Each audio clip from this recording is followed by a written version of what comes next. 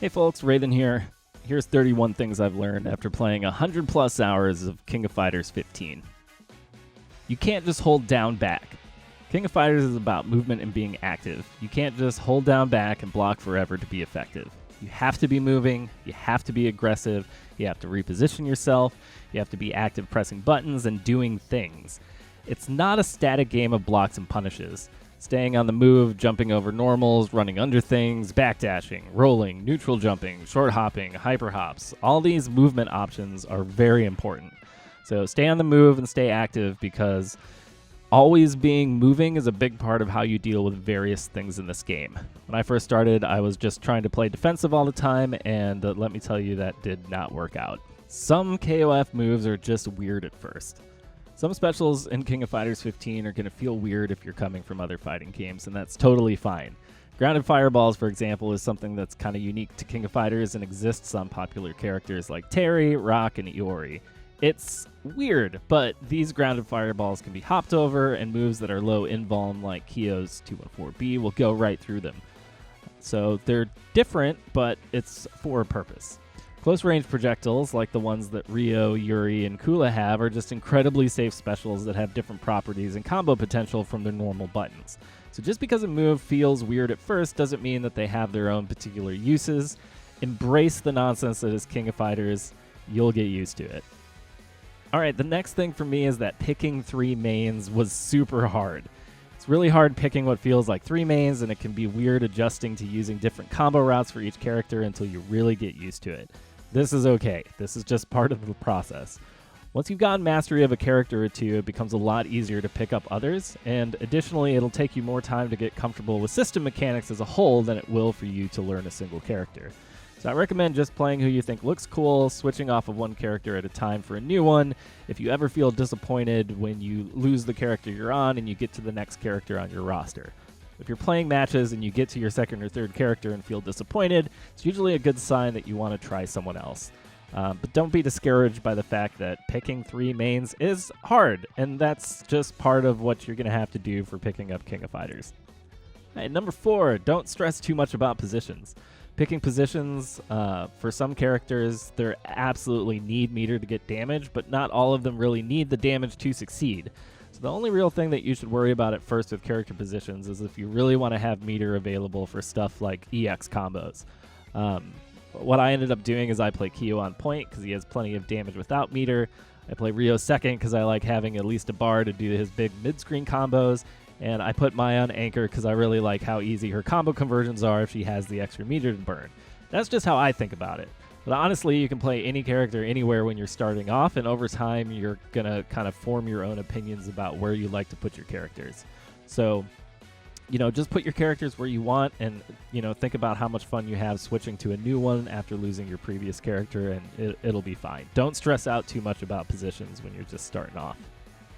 Number 5, so learn King of Fighters first. What I mean by this is that you're going to have more time and more need to learn how to play King of Fighters as a whole and to learn the system mechanics than you should be worried about learning particular characters off the bat.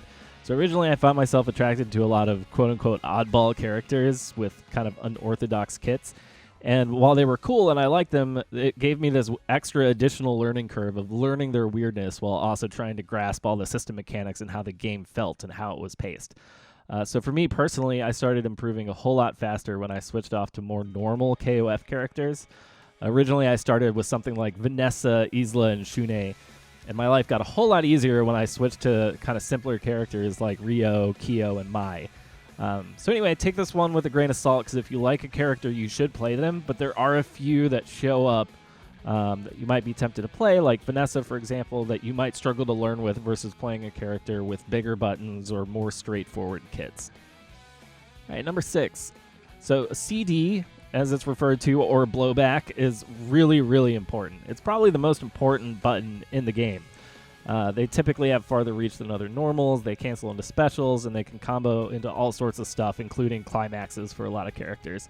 And for many characters, both the grounded and or the air version of CD is really important and really core to their kit. So don't overlook this and think it's some sort of extra button like I did in the beginning. it is the button for a lot of characters, and it is a core part of the kit. It's not just this extra thing that's only useful some of the time. At number 7, so rolling is really good, but not perfect.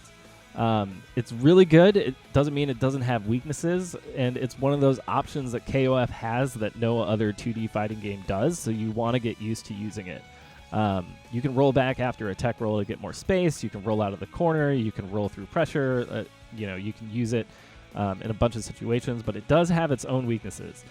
You want to be especially careful about rolling through characters or towards characters at close range, because in addition to being thrown, folks can also catch you out at this range with like 2B or 2A and go into full combos.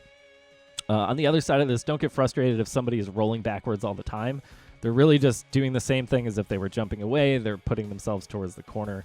Not every roll is going to be punishable every time, so if the person you're playing against is doing this, just treat it as if they're jumping back and be patient. All right, number 8, learn to tech roll as soon as possible. Getting used to tech rolling on knockdown is something that you should be learning very early. This is something that you should do instinctively every time you are hit and are about to touch the ground. Not doing this means you're giving your opponent hard knockdowns when they didn't deserve one, which is bad.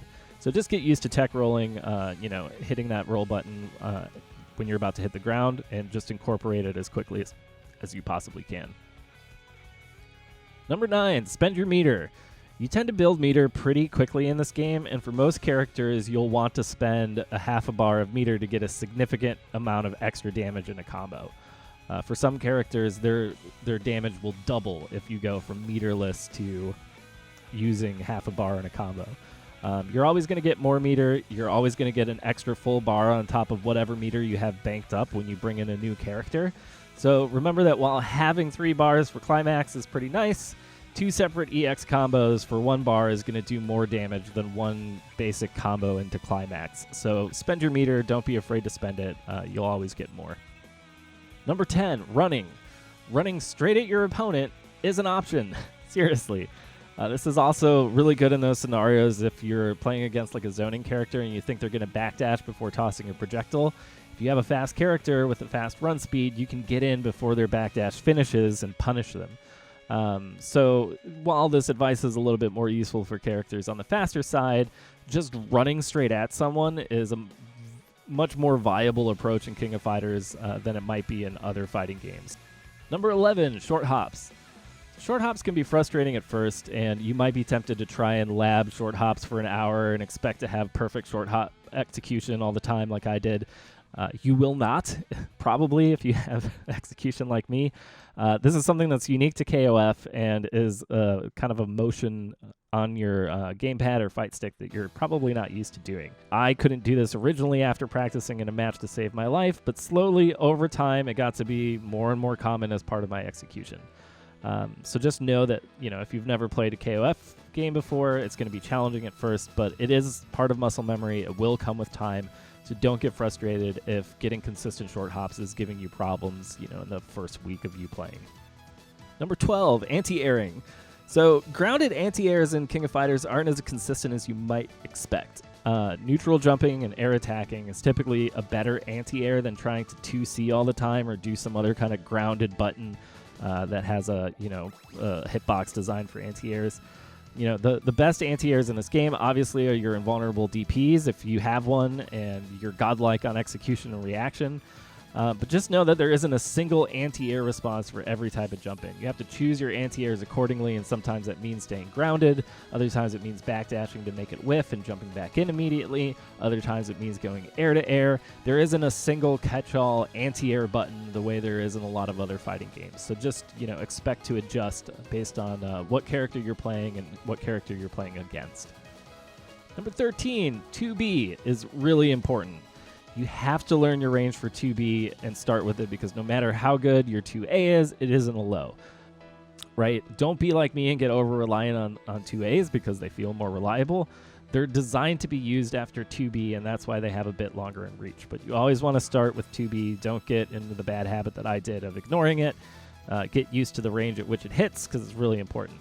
Number 14, light starter combos. So again, here's where 2B is important, but 2B to 2A to special is a combo on almost every character in the game. And for the people who don't have to use 2B to 2A, they're just pressing 2B repeatedly and canceling off of that low kick. So get used to comboing off of light attacks because you typically won't get a chance to start with a heavy. I know that's what gets shown in a lot of the combo videos, but realistically, you're more likely to find an opening with 2B than anything else. So don't lose out on all that potential damage. Get used to starting combos off of 2B, and you're going to have a lot more success. 15, Crossups.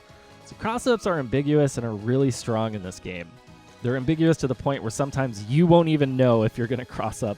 If your character has a jump in that crosses up, you want to get used to using it and practice its timing and spacing. It's a really good thing to lab. And some buttons also only cross up if you short hop or full hop at an opponent. So kind of get comfortable with what your options are. If your character does have a cross up, spend some time practicing and getting comfortable with it because it is a really strong way to open people up in this game.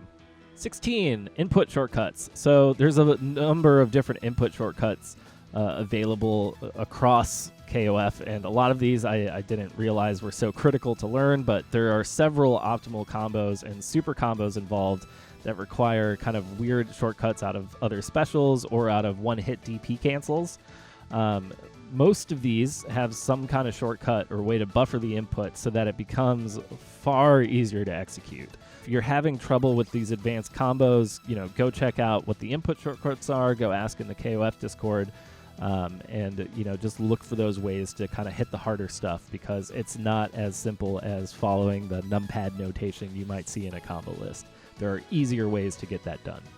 All right, on the topic of shortcuts, while running 236 or quarter circle forward. So if you input 236A while running, and you have a DP on your character that is, the DP motion, you're almost always going to get a DP out of your run. This is just a byproduct of the input shortcuts. So to avoid this, you can input 2369 and punch instead to ensure that you get a quarter circle special and not your DP. This is just another one of those nuanced things that exist in this game. And it's one of those things where you can feel like, oh man, this input shortcut system's working against me. It's not. There's always kind of a way around it. So this is one of the really useful things I picked up. All right, number 18. So rehops are very good pressure. In King of Fighters, pressure isn't always done with more buttons or stagger pressure. Rehops are a huge part of it. So if you jump in and your jump in is blocked, short hopping in again immediately is just as good of a choice, if not better, than hitting a button or going into a block string. To practice this, you can go set a training dummy to guard first hit only, and then attack with a jump in, and then rehop with a short hop to go back into your jump combo. This is something that's super specific to King of Fighters, I feel, and it's a very, very good option in this game. So rehops, use them. Number 19, learn the King of Fighters Triangle. So the traditional King of Fighters Triangle is the idea that jumps beat sweeps, and sweeps beat buttons, and buttons beat jumps. This used to be more of a firm rule in older King of Fighters games from what I understand, but it still applies to a lot of King of Fighters 15 scenarios when it comes to rehop pressure at close range. So if someone likes to press sweep after your block strings, you can jump in at them. If they press a button to check your jump, then you can go for a sweep, which is longer range than any other grounded normals. If they jump at you, then you can press a button to check their jump in. And this is more important to understand, honestly, than trying to find a proper punish for everything. You don't necessarily want to punish the special that you just blocked. You want to be doing something about what they're going to do next after their block string. So, kind of learn the concepts of this, KOF triangle of what people are going to do. Jumps beat sweeps, sweeps beat buttons, buttons beat jumps.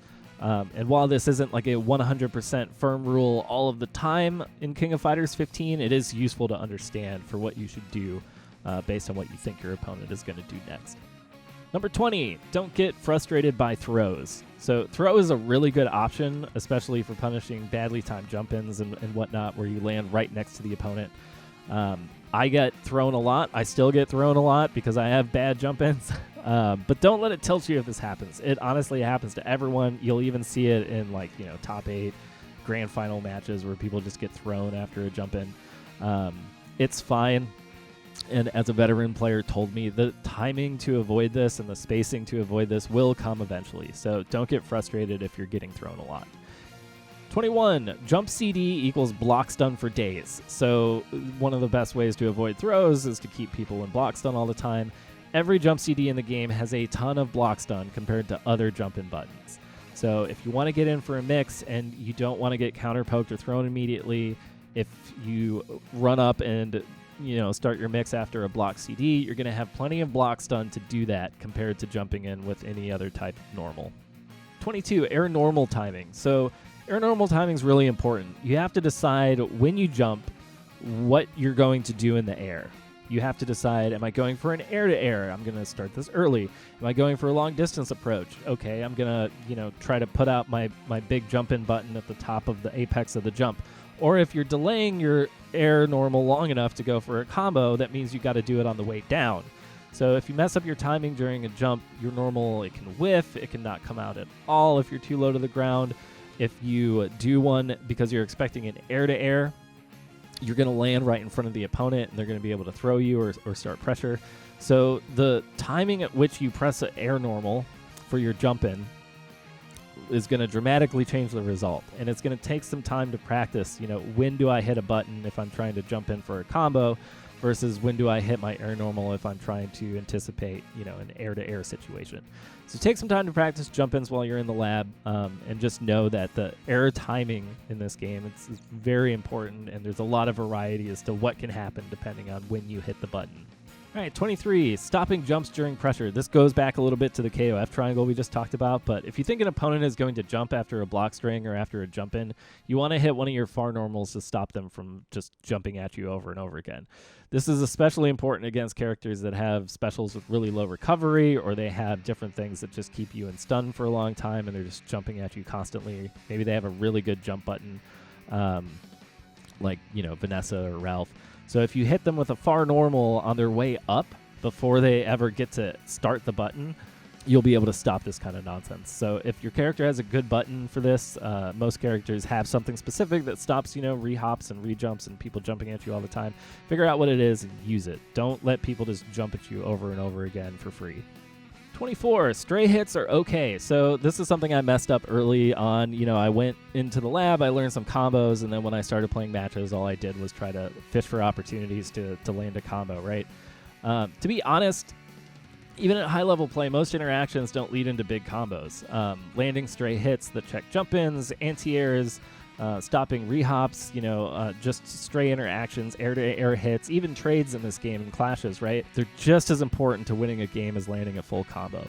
I didn't really realize this for a long time, but, maybe 20 hours in, I was like, oh, man, I just need to be more active and press more buttons and stop playing as passively as I was looking for an opportunity to start a combo. You got to learn to love the stray hits. They add up. They win games. 25, matchups are real.